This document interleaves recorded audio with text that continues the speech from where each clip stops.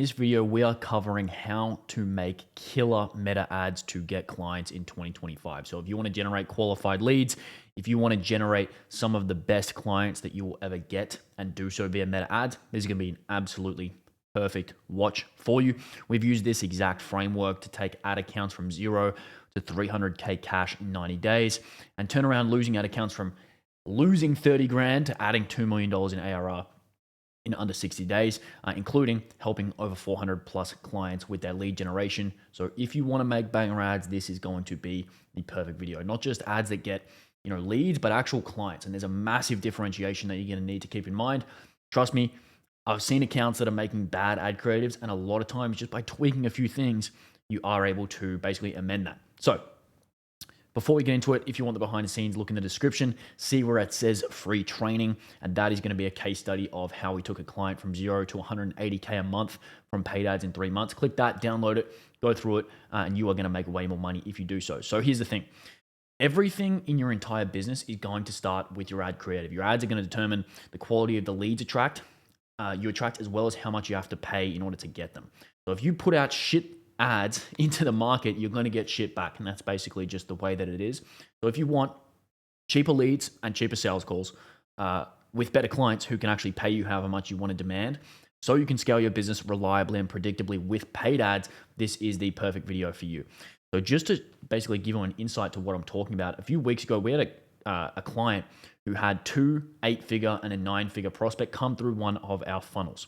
To get each of those on the phone, it costs us about $150 each, and each of them all came through the exact same ad. So because we were able to create an ad that disproportionately attracted the high end of the market, rather than the typical shitty leads that you get from ads, that campaign became exponentially more profitable compared to if you were generating other styles of lead.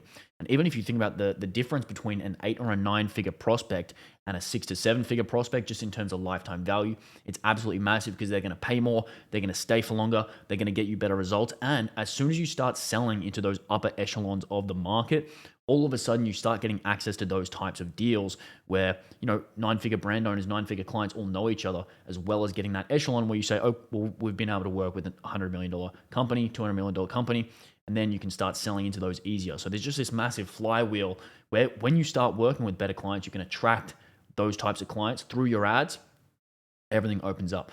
So when you take into account that it's not just getting the right prospects on the phone, but you're actually looking to get dream clients on the phone, not only is the difference that you get to work with better deals, you also get a way different ROAS, and your company just starts to go on this upwards trajectory.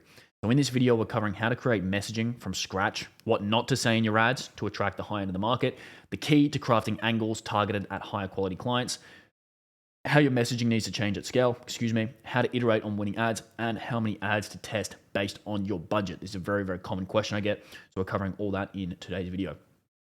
As usual, the goal here is for you to implement this. So if you watch this video and you change nothing about your ads, I'm going to be deeply, deeply disappointed in you. But if you watch this video and start making ads that actually work and convert into clients, Zuckerberg is going to bless your entire lineage with low CPMs until the end of time. So pay attention and take notes. You don't want me to be deeply disappointed in you. That is not going to end well for any of us. So step 1, creating messaging from scratch. Just to set some expectations here, for our clients who do in the range of 2 to 400K a month, most of them got there on the back of 2 to 5 winning ads, which basically means for any tests that they did, about 90% of them were completely irrelevant compared to the rest of the 2 to 5 winning ads that literally make them millions of dollars per year. So 90% of your ads will be complete failures, and 10% of your ads will change your life. Because if you're in that 50 to 100K a month range, or even 100, 200K a month range, adding that extra couple of 6 figures a month to your paycheck, that's not to be scoffed at. That's something that's going to be a complete game changer. And just in an ad account that you can see here, if you want to zoom in, you can see that we literally spent thousands of dollars on these winning ads, but also on these losing ads as well. And this was a lead generation campaign where we're generating leads from a free download. And you can see here, despite some of these ads having basically what is a low cost per lead of $7, they didn't end up generating any revenue because these calls that came from these specific ad creatives ended up making no money. So obviously it would be a mistake to run those types of ads. But however, you can see here that over $80,000 has been generated from 1, 2, 3, 4 of these ad creatives. So it's really, really important to note that the ads that don't work are just a part of the game, and the ads that do work are the absolute game changers. As such, you want to be optimizing for as many swings at bat times hit rate. So if you want your ads to work better, you're going to need to test as many as humanly possible and then make sure your hit rate is at least pretty good. You're probably not going to get better than 5 to 10% of your ads being winners, because that's just the reality of making ads. Ask any marketer, if you test 100 ads, but your hit rate is 1%, you're going to get one winning ad. If you test 10 ads, but your hit rate is 10%, you're going to get one winning ad. And like I was about to say, if you ask any marketer, they are lying. The best I've ever seen is a 20% hit rate. The best I've ever seen. So if you're far above that, you might be an absolute beast. Let me know what you think about ad creative and such.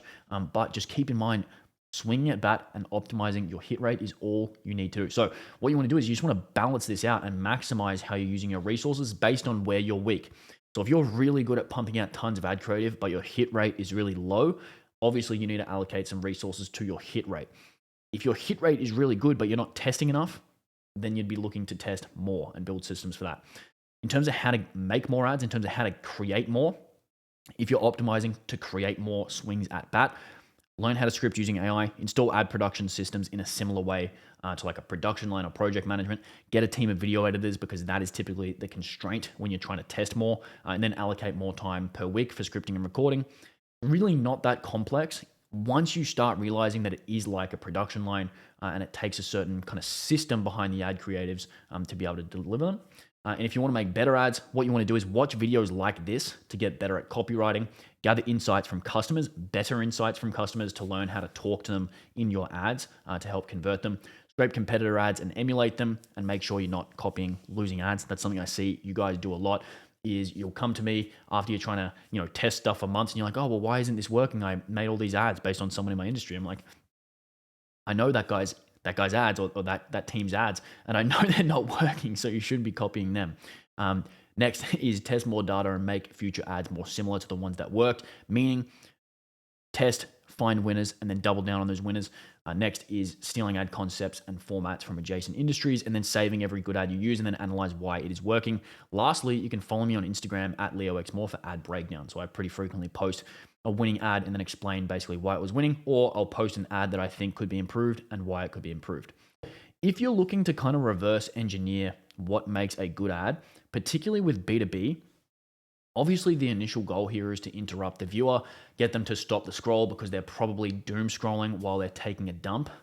Then after you've stopped the scroll, because that's in phase one, after that, you're pretty much getting them to say, yes, I have this problem, or this ad is for me. Yes, I want it solved. And yes, I think you can help me and I would like to learn more. Because when you view it that way, the whole process of making an ad becomes simpler and you start to realize, okay, this is what I need to do. This is the things I need to be talking about. So just with that as a frame, then we can move through and start with the research. Because if we're wanting to get someone to resonate with this ad, particularly someone at the higher end of the market, we need to start with a good start of any sales argument, which is resonating with the problems and current state of your ideal prospect, which means if we're going to start here, it's listing out every problem that they're struggling with, listing out the problems with the current solutions that they're struggling with. So for example, the problems they're struggling with might be that they can't lose weight. The problem with the current solution they might be struggling with is, okay, I'm trying to lose weight and I'm doing keto. So the problem with the current solution might be that keto is not sustainable. Then listing out the things that frustrate them, which would be something to the tune of, okay, I can't lose weight and I keep trying all of these different solutions. I tried keto, it's not working because it's not sustainable and I just can't stick to any of these things. All of a sudden I put the weight back on, I might lose it, I put it back on, and I get stuck in this cycle. So that's the sort of stuff you need to be writing down in your research phase and start targeting your messaging around that. Just by doing that alone, your ad ideas are literally going to 2 to 5x in terms of the volume and also the quality. Because a lot of times what you see in the market, and we'll talk about this in a second, is you just start out making the boldest claims. Say, hey, you're going to lose weight this fast. You're going to get client results this fast. You're going to get this much money. Your ads are going to be this good. Your emails are going to be this good. Whatever. That is not where you want to start. You want to start with this. That puts you in the right frame of mind to actually write ads that will convert. Then, once you have that listed out, you want to start by rewriting winning ad formats. This is a really good concept I learned from kind of the D2C space, like e-commerce brands and VSLs in the e-commerce niche. Once you have the pain points listed out, once you have a really clear idea of your ideal customers, the fastest way to write winning ads is to just rewrite ads. Sorry, it's a bit of a tongue twister. Rewrite ads from your niche or adjacent ones. And basically what that allows you to do is just plug and play the same structure of what works, but then assembling that with your pain points and your case studies and things of that nature. I always say, if you want to do that 10 times faster, I literally made 99 winning VSL structures. I added the link in the description. They're all from the high ticket niche, and you can basically just turn them into copy paste templates. So you can grab them, fill in your offer, fill in your pain point, and you'll be good to go. There's literally 100 ad ideas there. Just as an example, this is a common winner, and this is the type of thing that I put in the 99 ad templates. Something to the tune of, hey, are you struggling with X? You need Y. Here's how you can get outcome without pain. The ones in the templates are a little bit more drawn out than that. But this is like the simplest ad format of all time, and anyone can make this, and it consistently wins. All you need to do is struggling with pain, you need solution. Here's how you can get this outcome without pain. Even if all you did was run this ad and target the pain points of your ideal customers, you're going to get decent results to start, given that the pain points and the things you're talking about are going to resonate with your clients. So what you can do here is, now you have your pain points, you have a few formats, you can test different pain points in the hook. Then once you find the pain points with the highest return, you can double down on those pain points. So for example, struggling with low quality leads, you need this free paid ads training. Struggling with ads being too expensive, you need this free paid ads training. Struggling with not getting enough leads, you need this paid ads training, and you get the point. Struggling with relying on organic. So I can test 5 different ads with each of these different problems, and whoever or whichever problem is resonating the most with my ideal customers, I'm going to then take that messaging and I can distribute that messaging across every different type of ad format that possibly exists. This is something that works really well. It does not take any sort of genius to be able to do this. You need to know your customers really well. You need to know some ad formats, and then you need to start testing and just be open to going through that cycle of finding winners. Because the reality is, unless you are really, really good and you know your market really, really well to start, or you're working with someone that knows your market really well, you are going to have to go through a deep testing phase. And then in terms of the rest of that, after your hook, really, again, if you want to boil it down to the entire point of an ad, after the hook, you're basically like, the only people that are watching are ideally people that resonate with your problem. So if your problem that you put in the hook is, hey, if you're struggling with relying on organic content for leads, you need this free paid ads training. The only people that are going to watch past that hook are typically people that are at least somewhat interested in the outcome or the problem. So then the rest of the ad is going to be about increasing the perceived likelihood of achievement of getting the outcome, reducing the time delay, and reducing the effort and sacrifice involved. So AKA increasing the value of what you're giving away. So pretty much, if you want to boil that down another step as to what that actually means, you're convincing them that your method or strategy, offer, whatever, is actually going to work in a timely manner, and it will be relatively easier or make it easier for them. So as an example, if you're struggling with low quality leads, you need this free paid ads training. The strategies we reveal are the secret behind scaling coaches and agencies from 0 to 180K a month in 90 days and are proven by 400 plus clients. This is the only B2B paid ads training you will ever need, and it's completely free. There's no fluff, there's no BS. You can go through the entire thing within 30 minutes and start scaling. You might wonder, if this is so good, why would you give it away for free? And the answer to that is because I know a percentage of you who go through the free training will say, you know what, I can't be bothered. And then I will end up running your ads for you. And for those who want to just take it and run with it, you absolutely can. For example, John went through this free training, didn't need extra help, and he ended up getting results in Y time. So if you want to get leads and qualified leads from paid ads, download the free training. Now, all of a sudden, that is a decent ad. And all you've done there is write out a hook from the pain points, introduce the solution immediately because it's a really simple ad. Then all you're doing is adding in some proof, explaining why it's free, handling an objection, and talking about the results that they can get and the clients you've gotten have gotten. So as you can see there, it doesn't need to be hyper Jedi level, particularly when you are starting. You don't need to go crazy with the insights or anything like that. You can see the messaging is very simple, it's very clear, it's very direct and straightforward. And that is what it's going to be during your initial phase of testing, particularly when you're finding messaging formats and styles that resonate with the clients. Once it's working, then you're going to hear leads start saying things like, yeah, well, the ad just really resonated with my situation. And that is when you know you're on the right track. I think the thing that people really mess up when they're starting with ads or when they're not aware of how to really scale ads is they just kind of get pent up with, oh, I need to do all this crazy stuff. You just need simple messaging like this. Then once you have banger ads or banger messaging, then you can introduce some more complex scripting.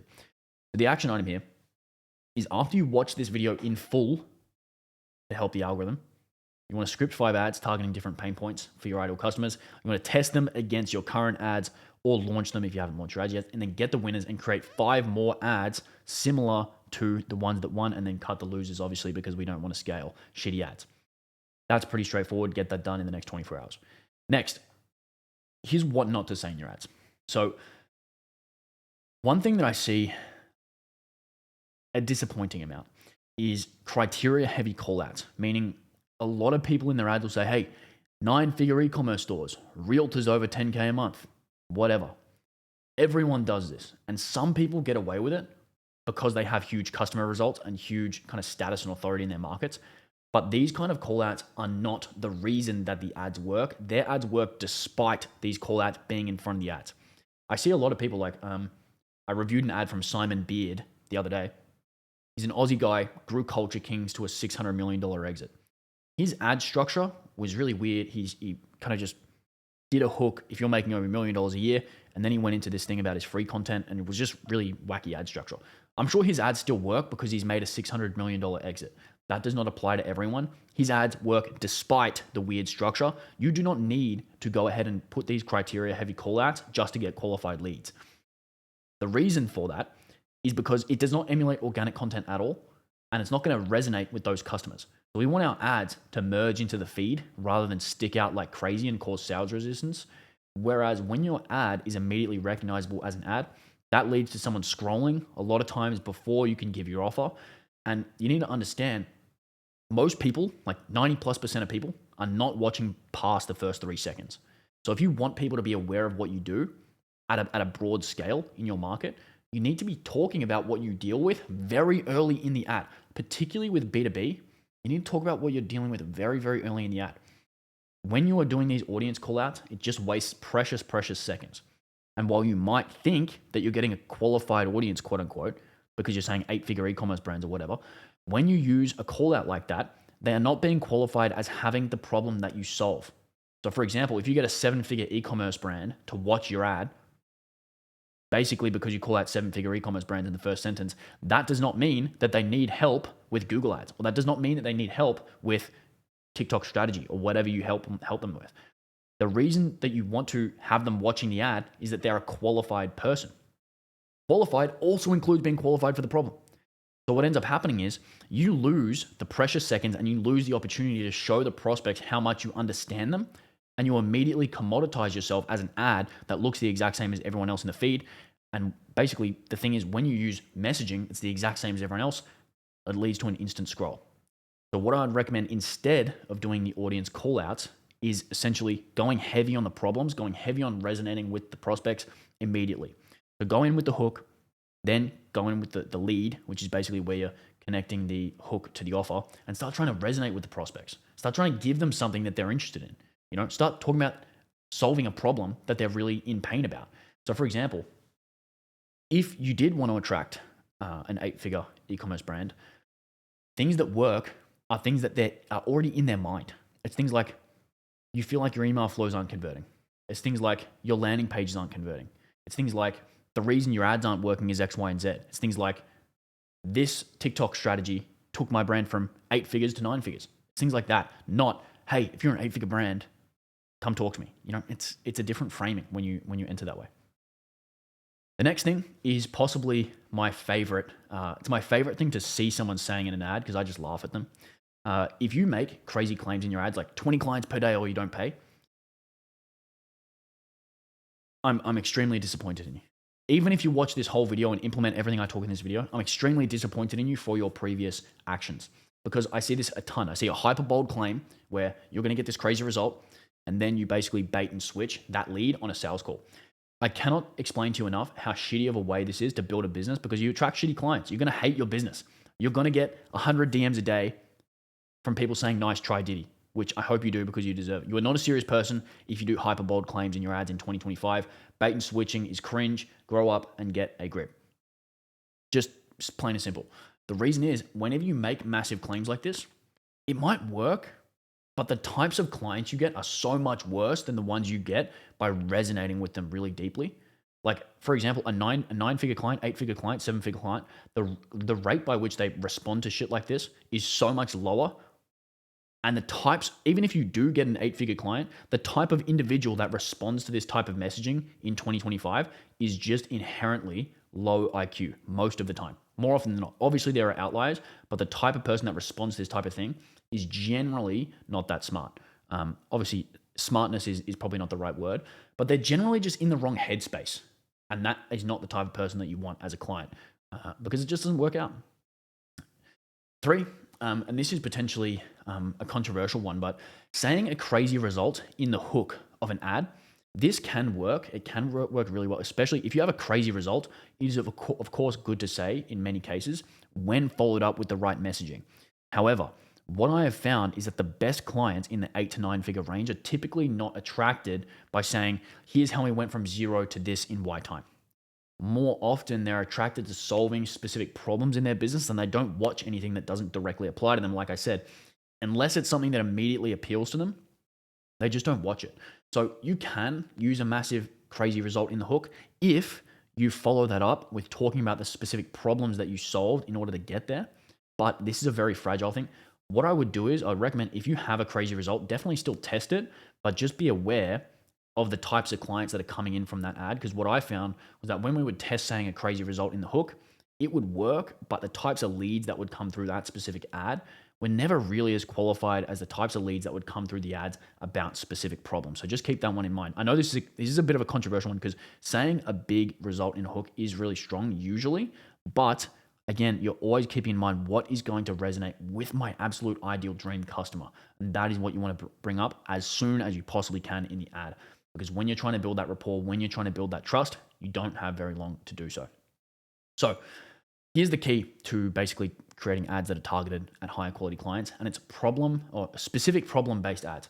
So based on the testing we've done, like I mentioned, there's a lot of things that don't work, but the most effective ads have always been about highly specific problems that you would typically experience at a certain level of business that the business owners are typically aware of. So it doesn't work if you're trying to make someone aware of a new problem.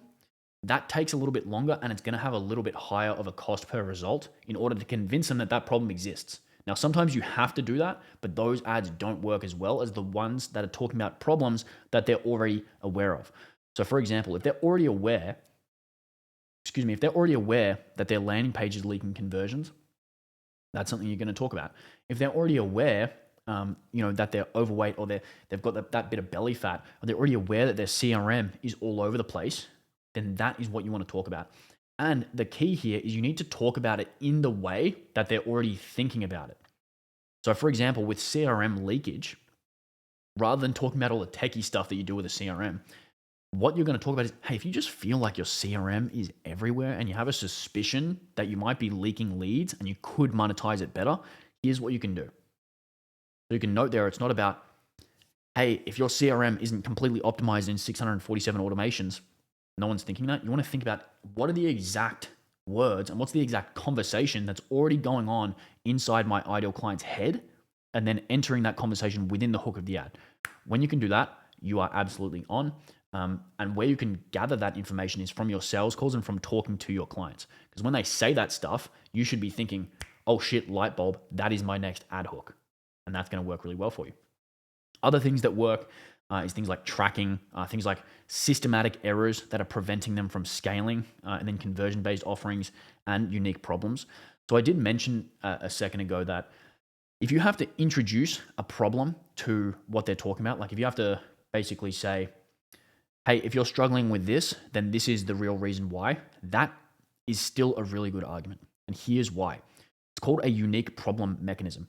A lot of people talk about like unique mechanisms as, not as many people talk about unique problem mechanisms. I personally learned about this from Kyle Milligan. He's a really good copywriter. You can find him on YouTube. What a problem mechanism is it's basically the hidden root cause creating the prospect's problem in the first place. So it's not just identifying what's wrong, it's explaining the underlying thing that's generating the problem. So for example, like I said before, in this case, you're convincing them that this thing is the real problem. So if I was going to say something to the tune of, hey, your ads aren't working, I would open with the hook of the problem they're experiencing in the way that they're experiencing it. So I'd be saying, hey, if your ads came out really hot in the first week, but now they're not working as much anymore, the real reason for that is because you're probably not testing enough creative, because creative fatigue is happening in your account. Here's how to solve that. Now, all of a sudden, I've started the ad with the conversation that's going on inside their head, and then I'm building my messaging around that. And it comes up really, really easy as I realize this is the real problem. The true problem is this. Now I can come up with a unique mechanism which is causing that problem, and then pitch that to people as basically a way to stand out. This makes your ads work way better. If there is something underlying that is causing your prospects to have worse results, reverse engineer a unique mechanism or a way to solve that unique problem, and that will make your ads work better. It will get you higher level clients. Something to keep in mind. Next, after you kind of get that stuff working, you've got your initial messaging, etc. The next thing is that you're going to have to scale. So literally, like I just said in my pretend unique problem mechanism situation, you do experience creative fatigue. So you might launch ads, they work for a little bit, it's going pretty well, it's pretty hunky-dory. You start tweeting about how good ads are and they're the best and we're making so much money. All of a sudden your campaigns stop working and you have no idea why. Most of the time this is because of creative fatigue. What typically happens, and this, I've got a timeline here, but it's really on no timeline, depends how good the ad is or how scalable the ad is. The ad performs great when you first launch, low cost per result. Performance eventually starts declining, costs increase, and then the ad becomes profitable and the audience becomes pretty tired of seeing it. And it can't scale beyond that initial audience. The timeline might change. This might be a week, this might be 2 weeks, this might be 2 years. But basically what we're talking about here is the ad starting hot and then fatiguing.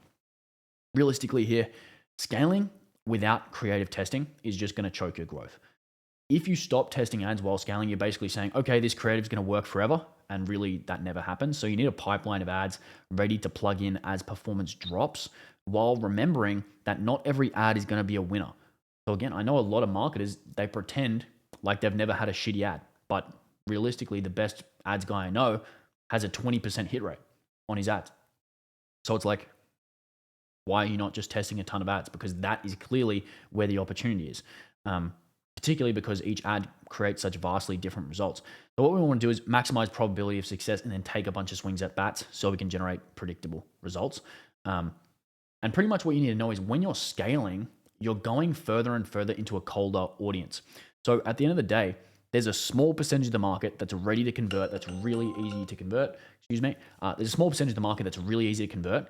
Then, as soon as that market is tapped out, that little sliver of the market that wants to buy right now, you have to start convincing them that someone may have a problem. So, for example, with paid ads, there might be a specific segment of the market that is looking to get started with paid ads. I might be able to use an angle to the tune of, hey, if you're looking to start running paid ads, here's the easiest way to run paid ads. I'm going to set it up for a one-time fee. That ad is going to work for those people who are looking to start paid ads. Then there is going to be a ton of people in the market that aren't necessarily looking to start paid ads. Maybe they've just been thinking about it. So then I might say something to the tune of, hey, if you've been thinking about starting paid ads, here's why now is the best time to do it. And that might open up my market just a sliver. So I might be able to get a bit of a larger market. Then beyond that, there's people that aren't thinking about paid ads, but maybe they want more leads. So I might say, hey, if you need more leads, the best way to do that is with paid advertising.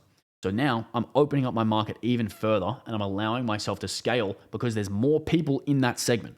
So small segment looking to get started right now, small segment thinking about getting started, bigger segment experiencing a problem that I can solve via the solution of paid ads. And they're going down in awareness. They're more difficult to convert, but they allow you to scale. So I hope that makes sense. And that's something you can think about while you're scaling. It is a very case-by-case basis. A lot of people hear something like that. They're spending like $200 a day and they're like, oh my God, I need to completely change my angles because I've tapped out my market. It's like, you're probably not tapped out your market when you're spending that little. This is something more that happens when you're spending like $1 million a year or more on paid ads, like $80K a month, and kind of closer to that range. But yeah, something to keep in mind nonetheless. Finally, this is one of the best things that I've kind of ever learned about paid ads, and it's to double down on your winners. And the reason this matters so much is because, number one, once you have a winning ad, it does eventually die off. It's the saddest thing ever. You have this banger ad, you're like, oh my God, this is the best ad ever, we're making so much money. But eventually it dies. However, that doesn't mean you need to let it die. Because when you find a winning ad, you will want to squeeze as much juice out of it as you can, particularly because I know how many ads I had to test and how much work I had to do to get that winning ad, how many resources we burned on testing to find that winning ad. Only 10% of the ads turn out to be winners. But when you find a good one, you want to absolutely squeeze the most possible juice out of it. And the way that you do that is by iterating on it, creating new hooks, using another actor to perform the exact same ad, recording the same script in another location, adding new B-roll over the same hook, using a new editor, or even adding a new hook in front of the existing hook. And you can just do that literally with an editor who can just chop a hook in front of the existing ad. And it might sound trivial, or it might sound like theoretical. It's like, oh yeah, sure you can do that and it's going to work. But you can literally cut your cost per result in half just by doing this. Like even not even at high scale, like if you have a winning ad and you're not even spending that much, just testing something new on that winning ad can improve that ad. And you won't know if it's going to be improved until you test it. And again, I know that works because we've done it, and it has been an absolute game changer, because if you cut your cost per call in half, that's doubling your ROAS in a lot of instances. So keep that in mind. Finally, how many ads to test based on budget? This is kind of not a hard and fast rule, but below 500 a day in spend, I'll typically test 3 to 5 creatives at once. 500 to 1,000 a day, I'll test 5 to 10 creatives. 1 to 2K a day, I'll test 10 to 20 creatives, and 3K a day plus 20 to 30, and then you can kind of scale from there. I hope this helps. This should be able to you should be able to leave this video and start being able to run ads and create killer ads that get clients really, really effectively. And if you don't, remember, I will be deeply disappointed in you. So make sure to go ahead and implement this. I hope this helps. I hope this was useful, and I'll see you in the next one.